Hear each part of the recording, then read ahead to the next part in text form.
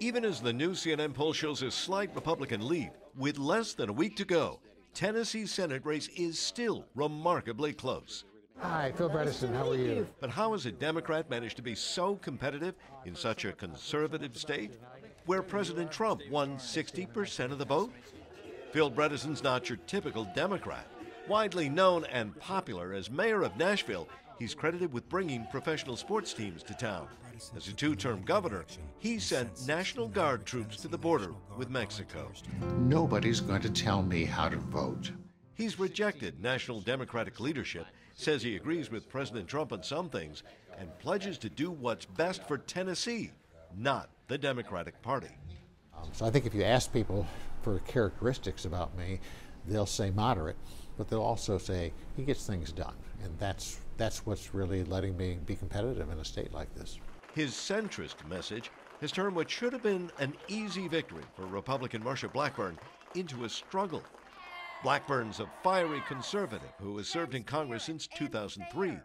She's not as popular as Bredesen, but knows someone who is. We love the president in Tennessee.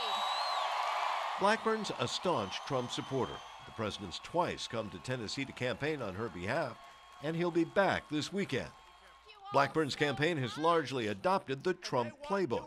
Just this week, as the president railed against the caravan of Central American migrants headed for the U.S., Blackburn put the issue front and center in her own campaign.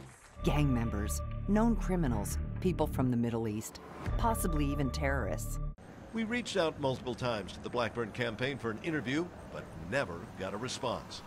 Some political watchers suggest Blackburn is relying too heavily on Trump voters. Trump is still very popular in this state, but I'm not sure that it's a good assumption that every Trump voter is a very conservative or even Republican voter. Being too Trump could turn off independents and moderate Republicans, voters Blackburn still needs. We found several Republicans who say they voted for Bredesen.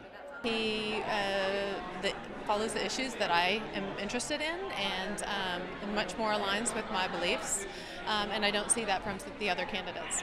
He's an unabashed moderate, centrist, right down the middle. Does that appeal to you? You bet it does. We need more of that. David Ballou is a pharmacist as well as a Republican. This was an extremely difficult decision for me to make. He's a fan of Trump's economy and worries about losing control of the Senate. He just couldn't vote Democrat. It's an extremely close race. I believe in the end Blackburn will take this race. That's my gut feel on it anyway. Ultimately, for Tennessee voters, in today's polarized political climate, how they vote may hinge on what matters more, a chance for moderation or party loyalty.